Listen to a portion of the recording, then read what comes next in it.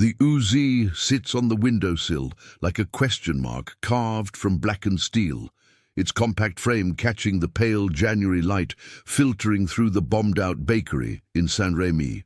Staff Sergeant Audie Murphy runs his thumb along the weapon's folding stock, still feeling the skeptical weight of Corporal Henderson's earlier words echoing in the frozen air of the Vosges Mountains.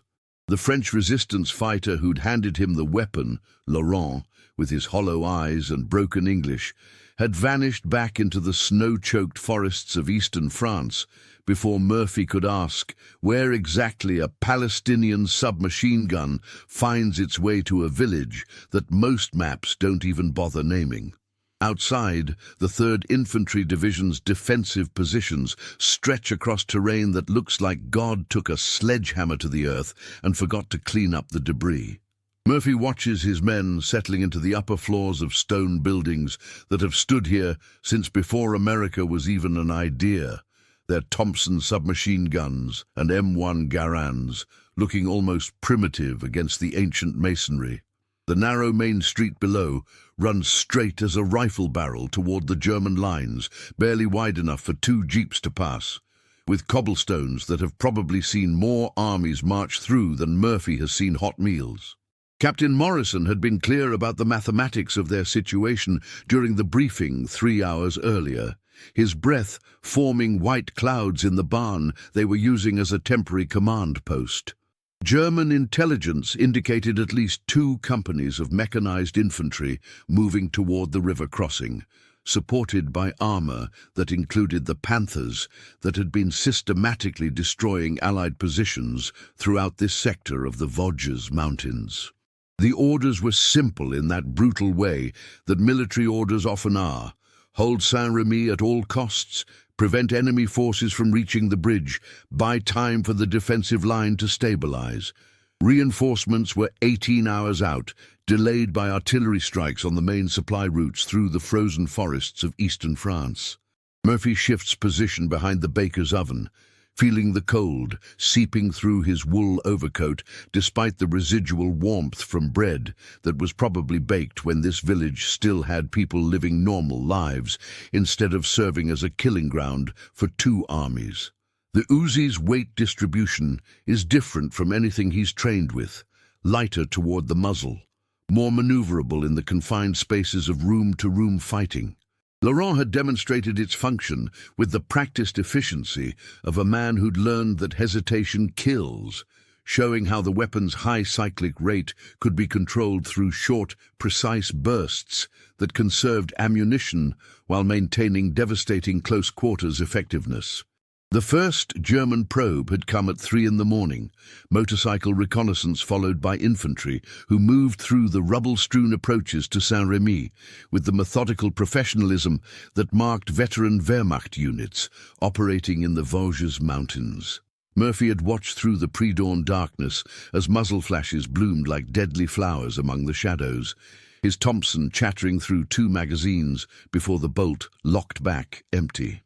German voices had been shouting commands less than 50 meters away when his hands found the compact Israeli weapon, and something about its unfamiliar weight had felt like discovering a secret that nobody had bothered to tell him. Now, in the growing daylight, Murphy studies the street below and tries to calculate impossible equations. His squad is down to 8 men after 3 days of continuous contact, their ammunition running low, their nerves frayed to breaking points that show in trembling hands, and conversations that die mid-sentence when distant artillery rumbles through the forests. The Germans will come again, probably in greater strength, and when they do, conventional tactics suggest that a single understrength squad cannot hold a position that should require at least a full company. But conventional tactics don't account for weapons that arrive through underground networks stretching from Palestine to occupied France, or for the strange accuracy that Murphy had discovered in the Uzi's compact frame. During those desperate minutes before dawn, the radio crackles with static from battalion headquarters, requesting situation reports that Murphy doesn't quite know how to write. How do you explain that your defensive position is being anchored by a weapon that officially doesn't exist, handed to you by a resistance fighter whose real name you never learned? How do you describe the way the Uzi's precision had turned what should have been a chaotic spray of bullets into something approaching surgical strikes against individual targets moving through the confined space of the village street? Sometimes the most powerful tools come in unexpected packages, and sometimes holding an impossible line requires embracing contradictions that no training manual ever covered.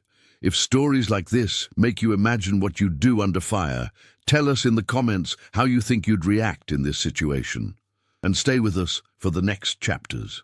The morning develops into one of those crystalline January days in the Vosges Mountains, where the cold seems to sharpen every sound until you can hear German voices carrying across distances that should swallow whispers. Murphy repositions himself near the bakery's second-story window, watching Corporal Henderson and the others settle into their firing positions in buildings flanking the main street of Saint-Remy. The defensive plan looks solid on paper. Interlocking fields of fire, clear sightlines, good cover, but Murphy has learned that plans crafted in warm command posts rarely survive contact with German combined arms doctrine operating in the snow-choked forests of eastern France. Private Johnson, 19 years old and still carrying a photo of his high school sweetheart in his helmet liner, peers around the corner of what used to be the village pharmacy. His voice carries the particular tension that comes from knowing you're about to be tested in ways that basic training never quite prepares you for. "Sarge, you really think that little pea shooter's gonna make a difference when they come with tanks?" Murphy hefts the Uzi, feeling its balance in his hands like a carpenter might test the weight of an unfamiliar hammer.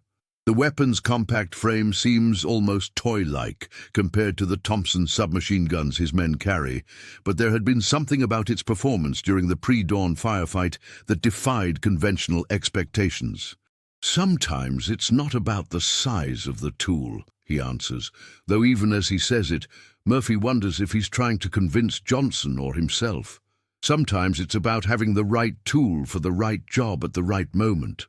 The radio in the corner of the bakery hisses with fragmentary reports from other units operating throughout the 3rd Infantry Division's sector. Alpha Company reports contact 2 kilometers north. Bravo Company requests ammunition resupply. Charlie Company hasn't been heard from in 4 hours. The picture emerging from these scattered transmissions suggests that German forces are probing the entire defensive line, looking for weak points where a concentrated assault might break through to the strategic river crossing that Saint-Remy guards. Captain Morrison's voice cuts through the static, requesting status updates that Murphy knows are being forwarded up to regimental headquarters, where staff officers are probably moving colored pins around maps that show the Vosges Mountains as neat topographical lines instead of the brutal reality of frozen foxholes and artillery-scarred tree lines. "Murphy, what's your ammunition status? Can you hold position until reinforcements arrive?" The honest answer involves calculations that no training manual covers. His men have maybe 200 rounds each for their primary weapons, plus whatever they've scrounged from earlier casualties. The Uzi came with 3 loaded magazines that Laurent had pressed into Murphy's hands, along with a few words about Palestinian fighters who understood something about holding impossible positions against overwhelming odds. But ammunition counts are just numbers until you're actually squeezing triggers under fire, and Murphy has seen too many defensive positions crumble despite adequate supplies when the human element reaches its breaking point. "We'll hold," Murphy responds into the radio handset, though privately he's wondering what exactly they'll be holding with when German armor starts moving up that narrow street. The village of Saint-Remy offers excellent defensive terrain in theory. Stone buildings, narrow approaches, good observation, but it also creates a trap if the defense fails. There's only one road out of the village toward friendly lines, and if German forces cut that off, Murphy's squad will be fighting with their backs to the river until their ammunition runs out, or they do. Henderson calls out from his position across the street. pointing toward the tree line where something metallic has caught the winter sunlight, filtering through the bare branches of the Vosges Mountains. Movement to the north. Looks like vehicles, maybe half a kilometer out and closing. Murphy raises his binoculars and studies the distant trees, picking out the angular shapes of German half-tracks moving in tactical formation through the snow-covered forest roads of eastern France. Behind them, darker shadows suggest heavier armor, probably the Panthers, that have been systematically reducing American defensive positions throughout this sector. The mathematics of the approaching engagement are brutally simple. His 8-man squad, armed with small arms and one mysteriously effective Palestinian submachine gun, against what appears to be a reinforced German company with armor support. The Uzi sits beside him on the windowsill, its compact frame reflecting the morning light like a promise that Murphy doesn't quite understand yet.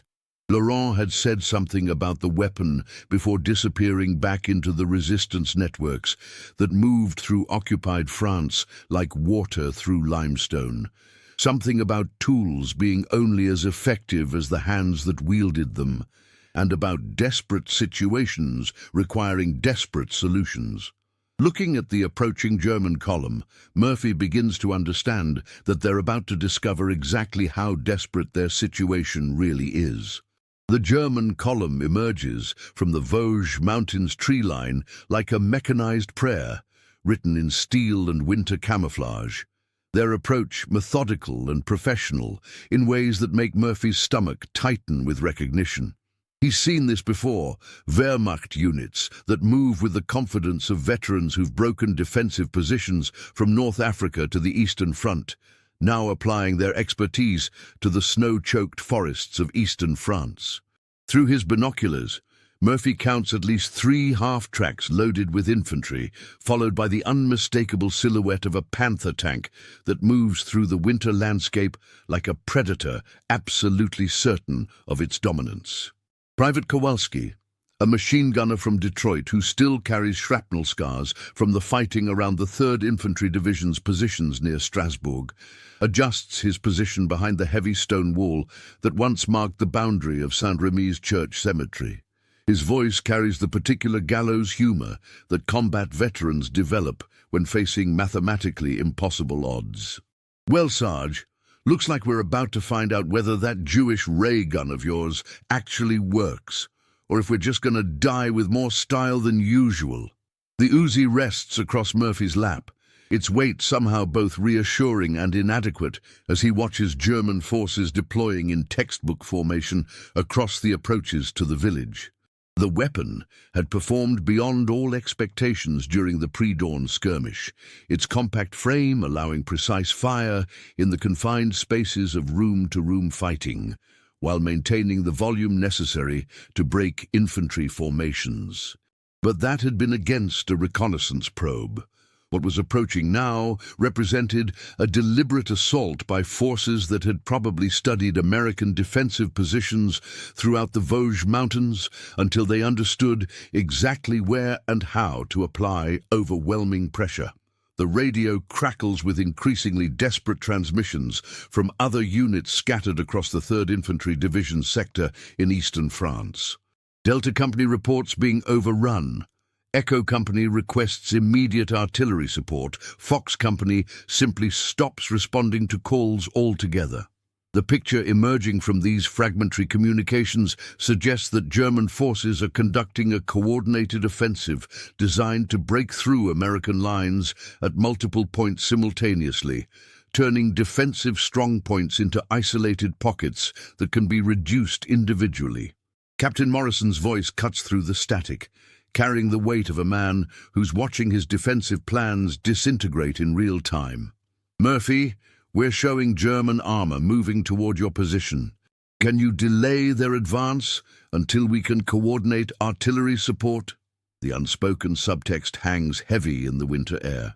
Artillery support that may not come, coordination that depends on communication networks already failing under pressure. Delays measured in minutes, while reinforcements remain hours away through the frozen forests of the Vosges Mountains. Murphy studies the German deployment through his binoculars, recognizing the tactical sophistication that marks units experienced in urban warfare. Infantry dismounting at proper distances, machine gun teams establishing overwatch positions, armor positioning for direct fire support, while remaining protected from potential anti-tank weapons. These aren't the green replacement troops that sometimes stumbled into American positions during the autumn fighting. These are veterans who understand how to systematically reduce defensive positions without accepting unnecessary casualties. Henderson appears at the bakery's rear entrance, his face carrying the particular tension that comes from watching impossible odds resolve into concrete enemy formations. "Sarge, Johnson's asking whether we should fall back while we still have the road open. Says there's no shame in conducting a tactical withdrawal when you're this badly outnumbered." The suggestion makes tactical sense in ways that Murphy can't argue with. Military doctrine clearly states that defensive positions should be abandoned when holding them serves no strategic purpose beyond creating additional casualties. The river crossing that Saint-Rémy guards will fall eventually if German forces simply bypass the village and approach from alternate directions. 8 men with small arms cannot realistically delay a reinforced company, with armor support for the hours necessary for meaningful reinforcements to arrive through the winter roads of eastern France. But Murphy finds himself thinking about Laurent's words before the French resistance fighter vanished back into the underground networks that operated throughout the Vosges Mountains. Something about desperate situations requiring solutions that conventional wisdom couldn't provide, about tools being only as effective as the courage to use them properly. The Uzi's performance during the morning's engagement had suggested possibilities that standard tactical manuals never covered. Precision fire in confined spaces, controllable automatic fire that conserved ammunition while maintaining devastating effectiveness. "We hold," Murphy tells Henderson, though privately he's wondering whether he's making a command decision or simply postponing an inevitable reckoning. "Get the men ready. When they come up that street, we're going to show them something they haven't seen before." The German column begins moving towards Saint-Rémy with the measured advance of predators closing on trapped prey, their tactics polished through years of reducing similar positions throughout occupied Europe. Murphy checks the Uzi's magazine, feeling the weapon's unfamiliar weight like a secret that he's about to share with history. Would you follow the orders exactly, or trust what your own eyes and instincts tell you in a moment like this? Comment which path you'd take and share this episode with someone who loves real human stories from history. The Panther tank rounds the bend in Saint-Rémy's main street, like mechanical thunder given form and substance, its 75mm gun traversing with the deliberate menace of a predator, selecting targets among the stone buildings lining the narrow cobblestone passage. Murphy presses himself against the bakery's stone wall, feeling the ancient masonry vibrate with each grinding rotation of the tank's tracks as German infantry advance in coordinated rushes behind their armored spearhead. The mathematics of the engagement have resolved into brutal clarity. 8 American soldiers with small arms against a reinforced German company supported by armor moving through the confined space of a medieval village street in the snow-covered Vosges Mountains of eastern France. The Uzi's compact frame fits Murphy's hands like it was designed for exactly this moment, its weight distribution allowing rapid target acquisition as German infantry appear and disappear among the rubble and doorways that line the approaches to the village center. Murphy squeezes the trigger in short, controlled bursts, feeling the weapon's high cyclic rate translate into precisely directed fire that seems to reach out and touch individual targets with surgical accuracy. Unlike the sometimes unpredictable spray of Thompson submachine guns, the Palestinian weapon delivers its bullets exactly where Murphy aims them, turning the chaotic close-quarters battle into something approaching a deadly conversation between marksman and target. The Panther's main gun roars, sending an armor-piercing shell into the pharmacy where Private Johnson had been positioned moments earlier. The building's front wall simply ceases to exist in a cascade of pulverized stone and mortar dust, but Johnson emerges from the rear entrance with his M1 Garand still functioning, his face carrying the particular expression of a man who's just discovered that survival sometimes depends on being somewhere else when death arrives. "Jesus Christ, Sarge!" he shouts over the hammering of German machine gun fire. "How are we supposed to fight a tank with rifles?" Murphy doesn't answer because he's already moving, the Uzi chattering in his hands as he engages German infantry, attempting to flank around the baker's shop toward the squad's left flank. The weapon's maneuverability in confined spaces allows him to transition between targets without the cumbersome reloading procedures that larger weapons require, maintaining continuous fire that keeps German infantry pinned behind whatever cover they can find among the rubble-strewn approaches to Saint-Rémy's center. Henderson appears at the corner of what used to be the village post office, his Thompson submachine gun running dry, just as 3 German soldiers attempt to rush his position. Murphy swings the Uzi toward the new threat, feeling time compress into that strange, crystalline focus that extreme combat stress sometimes provides.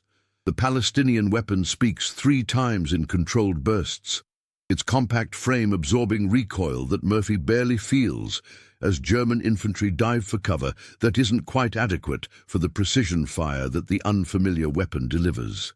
The Panther tank continues its methodical advance up the narrow street, its commander probably following doctrine that calls for systematic reduction of defensive positions through coordinated application of direct fire and infantry assault. But doctrine assumes that defensive positions will behave predictably under pressure, that American infantry will either hold static positions until they're destroyed or conduct tactical withdrawals when the situation becomes untenable. What the German tank commander hasn't calculated is the effect of one man with an impossibly effective weapon moving through the urban terrain of Saint-Rémy like a ghost, armed with surgical precision. Murphy finds himself operating on pure instinct now, the Uzi's unfamiliar controls becoming as natural as breathing, while he moves between firing positions with the fluid motion of someone who's discovered that survival requires abandoning conventional tactics in favor of improvised solutions. The weapon's accuracy allows him to engage German infantry at ranges where submachine guns normally waste ammunition, while its compact size permits rapid movement through the bombed-out buildings that line the village street. Private Kowalski's machine gun hammers from the cemetery wall, its heavier bullets sparking off the Panther's frontal armor, while German infantry seek cover behind the tank's massive bulk. "Murphy!" Kowalski shouts over the mechanical roar of tank engines and the sharp crack of rifle fire. "Whatever you're doing with that thing, keep doing it. They're backing off on the left flank."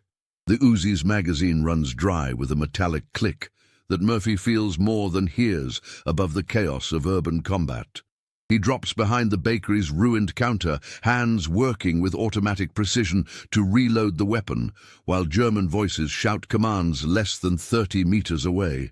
The compact magazines that Laurent had provided fit the weapon with the satisfying click of precision engineering, and Murphy realizes that he's been fighting for 20 minutes with a tool that conventional wisdom would dismiss as inadequate for serious combat. But conventional wisdom doesn't account for the peculiar effectiveness that emerges when the right weapon meets desperate circumstances in the hands of someone who's learned that impossible situations sometimes require impossible solutions. The Panzer tank's engine note changes, suggesting that its commander is reconsidering the tactical wisdom of advancing into a killing ground where American fire seems to come from everywhere at once, with devastating accuracy. Murphy raises the Uzi again, feeling its weight like a secret that he's still learning how to keep. The silence that follows the Panther's retreat feels heavier than the gunfire that preceded it, settling over Saint-Rémy like winter fog that carries the scent of cordite and pulverized stone. Murphy sits with his back against the bakery's ruined wall, the Uzi cradled in his lap, while his hands shake with delayed reaction that he can't quite control. Around him, the village street stretches like a museum exhibit of urban warfare, overturned vehicles, scattered equipment, and the particular debris field that marks where determined men with inadequate weapons held ground that should have been overrun within minutes.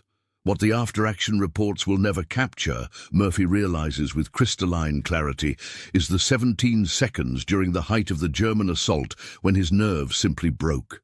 Not the Hollywood version of battlefield courage that propagandists will later construct around this engagement, but the raw human reality of a 20-year-old from Texas who found himself hyperventilating behind a pile of rubble while German infantry advanced on 3 sides and a Panther tank methodically reduced his defensive positions to smoking debris. The Uzi had jammed at exactly the wrong moment, Murphy's inexperience with the Palestinian weapons maintenance requirements causing a stoppage that left him frantically trying to clear the action while German voices shouted commands less than 20 meters away. For those 17 seconds that will never appear in any official citation, Staff Sergeant Audie Murphy of the 3rd Infantry Division crouched behind a baker's oven in the Vosges Mountains of eastern France and seriously considered whether surrender might be preferable to the mathematical certainty of death that tactical analysis suggested was approaching. The moment had passed when Private Johnson appeared at the bakery's rear entrance, bleeding from a shrapnel wound across his forehead, but still carrying his M1 Garand with the particular determination of a 19-year-old who decided that dying in Saint-Rémy was acceptable, but being captured wasn't. "Sarge," Johnson had said with the conversational tone that combat veterans sometimes use when discussing life and death matters. "I got about 30 rounds left, and there's Germans coming through the pharmacy. You figure that little ray gun of yours is going to start working again anytime soon." Murphy had cleared the Uzi's stoppage with movements that felt like muscle memory borrowed from someone else's training, the weapon's compact frame coming alive in his hands with renewed precision, just as German infantry began their final assault on the village center. What followed had been 15 minutes of close-quarters combat that compressed itself into Murphy's memory like photographs taken with 2 brief exposures.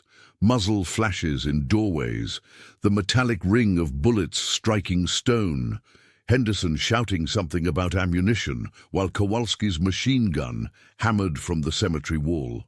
The Palestinian weapon had performed beyond any reasonable expectation during those critical minutes, its accuracy allowing Murphy to engage individual targets moving through the urban terrain of Saint-Rémy with precision that standard submachine guns simply couldn't deliver. But what the eventual Medal of Honor citation will describe as extraordinary heroism in the face of overwhelming enemy forces had felt from the inside like barely controlled panic channeled through unfamiliar equipment into something that resembled tactical competence. Captain Morrison arrives 40 minutes after the shooting stops, picking his way carefully through the debris field that the village street has become, while studying the tactical situation with the expression of an officer who's trying to reconcile radio reports with physical evidence. His voice carries the particular tone that commanders use when discussing events that don't quite fit standard operational categories. "Murphy, I need you to walk me through what happened here. Battalion wants a complete after-action report. And frankly, some of the details don't match what conventional tactics suggest should have been possible." Murphy looks down at the Uzi, its compact frame resting across his knees like evidence of something that official military doctrine doesn't have proper categories to describe. How do you explain to a company commander that your defensive success depended on a weapon acquired through French resistance networks, operated by someone who'd never received formal training on its use, during an engagement where standard tactical analysis suggested that defeat was inevitable? "We held the position, sir," Murphy answers, which is technically accurate while omitting the 17 seconds of paralysis, the weapon malfunction that nearly cost them the battle, and the private moment when he'd seriously considered whether surrender might be the tactically sound option. The men performed exceptionally under difficult circumstances. Morrison nods and makes notes that will eventually become the foundation for reports that transform messy reality into clean bureaucratic language suitable for higher headquarters. The official version will describe determined American infantry holding critical terrain through superior marksmanship and tactical discipline, omitting the Palestinian submachine gun, whose performance made the defense possible, and the human moments of doubt that preceded extraordinary action. Years later, when Murphy wakes at 3 in the morning with the taste of cordite in his mouth and the sound of German voices echoing in his memory, he'll remember not the medal ceremony or the newspaper headlines, but those 17 seconds when courage felt like something he'd temporarily misplaced and might never find again. The replacement troops arrive with the evening supply convoy, fresh-faced soldiers from the States who move through Saint-Rémy's rubble-strewn streets with the particular combination of curiosity and unease that marks men encountering their first battlefield. Murphy watches them examining the tactical situation with textbook precision, measuring fields of fire, calculating ammunition expenditures, trying to reconcile the physical evidence with their training on how defensive positions should function when significantly outnumbered by attacking forces supported by armor.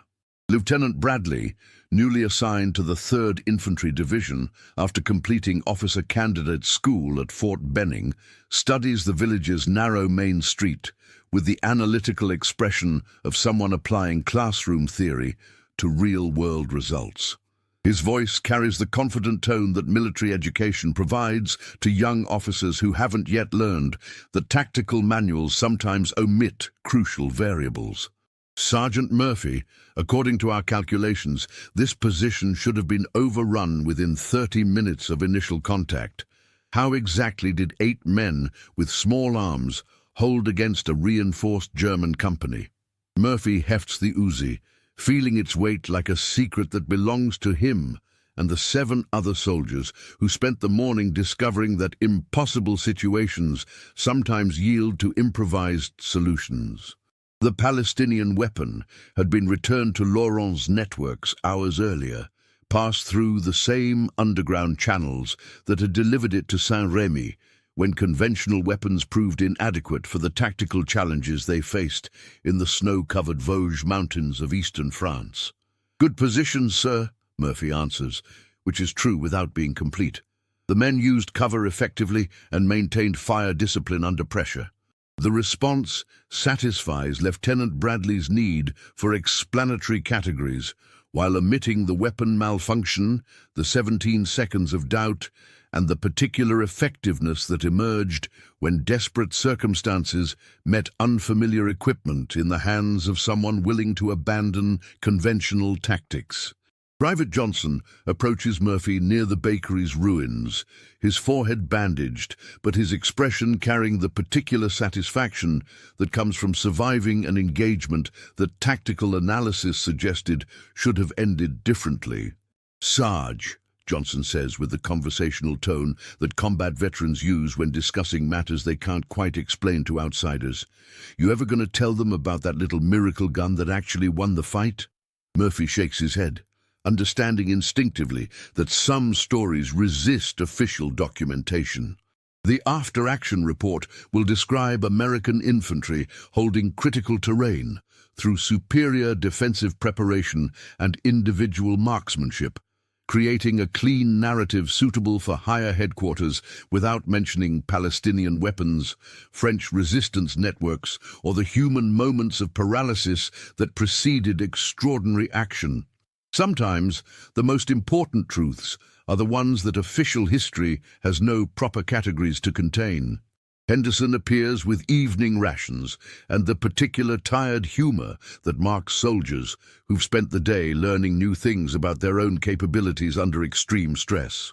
"Well, boys," he says, while distributing canned meat and crackers that taste like survival, "I figure we just learned something about what happens when you give the right tool to someone desperate enough to use it properly. Question is, what do we do with that information?" The question lingers unanswered as darkness settles over Saint-Rémy and the replacement troops establish their defensive positions using conventional tactics taught at training centers throughout the United States. Murphy finds himself wondering whether Laurent and his networks will continue moving extraordinary weapons through the underground channels that connect Palestinian fighters to French partisans to isolated American defensive positions where mathematical impossibilities sometimes require unconventional solutions. 23 years later, Murphy will be interviewed by a military historian researching small unit actions during the final months of fighting in the European theater. The historian will ask detailed questions about ammunition expenditures, defensive preparations, and the tactical factors that contributed to successfully holding an undermanned position against superior enemy forces in the Vosges Mountains during January 1945. Murphy will provide accurate answers about fields of fire and cover positions, while omitting mention of compact Israeli submachine guns, weapon malfunctions at critical moments, and 17 seconds when courage felt like something he'd temporarily lost and might never recover. Some stories, he'll realize, belong to the men who lived them rather than the historians who catalogued them for official consumption. The interviewer will note Murphy's reluctance to discuss certain aspects of the engagement, interpreting this silence as modesty, characteristic of genuine heroes who prefer not to dwell on their extraordinary achievements. The final published account will describe determined American infantry holding critical terrain through superior tactics and individual courage, creating another clean narrative for military history, while the messier human truths remain where they belong, in the private memory of men who learned that legends are lighter than the experiences they represent. Murphy will end the interview by mentioning that sometimes the most effective tools come in unexpected packages, and sometimes holding impossible positions requires embracing solutions that conventional wisdom never taught you to recognize. The historian will note this observation without quite understanding its significance, adding it to the official record where it will remain as one more piece of professional wisdom from a decorated veteran reflecting on successful small unit leadership. But on certain winter nights when diesel fumes and cordite scents trigger memories that official citations never captured, Murphy will remember the weight of an unfamiliar weapon and the 17 seconds when heroism felt indistinguishable from barely controlled panic channeled through desperate improvisation into something that resembled tactical competence. If this story reminded you that behind every medal there's a human being carrying memories we'll never fully see, subscribe to the channel, tell us which country you watch from, and invite someone to revisit history with us in the next story.